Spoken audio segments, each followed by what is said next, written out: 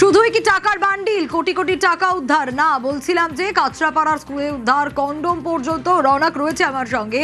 রৌনক, একটা শিক্ষাঙ্গন আর সেখানে অসামাজিক কাজকর্ম, একটা পড়াশোনার পরিস্থিতি সবটা নষ্ট করে দেওয়ার জন্য এই জিনিসগুলো যথেষ্ট। স্বাভাবিকভাবে এই কন্ডোম উদ্ধার, কি জানা যাচ্ছে রৌনক?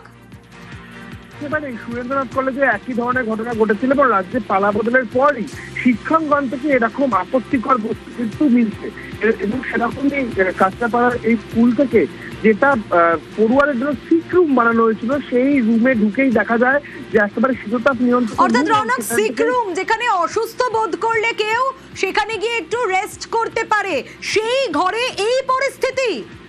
একেবারে সেই ঘর থেকেই আপত্তিকর বস্তু উদ্ধার হয়, প্রায় 4 থেকে 5টি প্যাকেট এখান থেকে গতকাল পুলিশ উদ্ধার করে। এবং যিনি এখন বর্তমান বিধায়ক রয়েছেন তিনি অভিযোগ করছেন যে এই যে কাঁচরাপাড়া পৌরসভার যিনি রয়েছেন কমল অধিকারী, তিনি তার দলবল নিয়ে নাকি রাত্রিবেলাও সেখানে প্রবেশ করছেন, অর্থাৎ তার একটা র্যাকেট চলতো, বিভিন্ন অসামাজিক কার্যকলাপের সঙ্গে তিনি যুক্ত রয়েছেন এবং স্কুলের এই সিক রুমটাকেই তারা তাদের একটা আস্তানা বা ডেরা বানিয়ে ফেলেছিলেন। ঠিক সুরেন্দ্রনাথ কলেজে যেমন দেবাশিস ব্যানার্জির একটা ডেরা ছিল। অর্থাৎ এই শিক্ষাঙ্গনগুলোতে এই ধরনের যে কার্যকলাপ, সেই কার্যকলাপ তৃণমূল নেতাদের কার্যত স্পষ্ট ধরা পড়ছে এবং প্রশ্ন এখানেই উঠছে এবং অভিভাবকরা এটাই প্রশ্ন তুলছে যে এত পুরনো ঐতিহ্যবাহী একটি স্কুল, সেই স্কুলের মধ্যে বলা হয়েছিল এটি একটি সিক রুম তৈরি করা হয়েছে, তাহলে সিক রুমের ভেতর থেকে এই ধরনের আপত্তিকর বস্তু কেন উদ্ধার হবে? একেবারে রৌনক, সঙ্গে থাকো।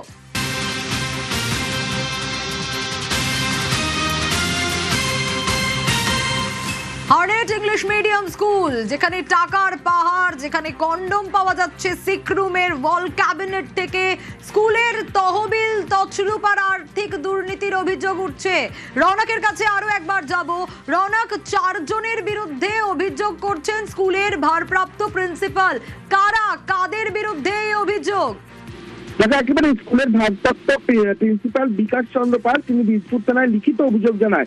মূলত এই স্কুলের যে ম্যানেজিং কমিটির প্রেসিডেন্ট কমল অধিকারী, অর্থাৎ কাঁচরাপাড়া পৌরসভার যিনি প্রধান কমল অধিকারী, তার বিরুদ্ধে অভিযোগ রয়েছে। পাশাপাশি তারই অ্যাসোসিয়েট বা তার ঘনিষ্ঠ গৌতম ঘোষ দক্ষিতা, যে কিনা এই ম্যানেজমেন্ট কমিটির সেক্রেটারি ছিল। এবার এছাড়া এই দুজন অভিক কুমার নাগ এবং সায়ন পাল, এই দুজনই কিন্তু ক্যাশের ডিপার্টমেন্ট অর্থাৎ ক্যাশিয়ার ছিল তারা। ইতিমধ্যে এই দুজনকে পুলিশ আটক করে জিজ্ঞাসাবাদ করছে। এই অভিযোগটি হলো যে দীর্ঘদিন ধরে স্কুল ক্ষতির সম্মুখীন হচ্ছিল এবং একটা আর্থিক তছরূপ হয়েছে স্কুলের ফান্ডে, এমনটাই কিন্তু কর্তৃপক্ষের তরফ থেকে মনে করা হচ্ছিল।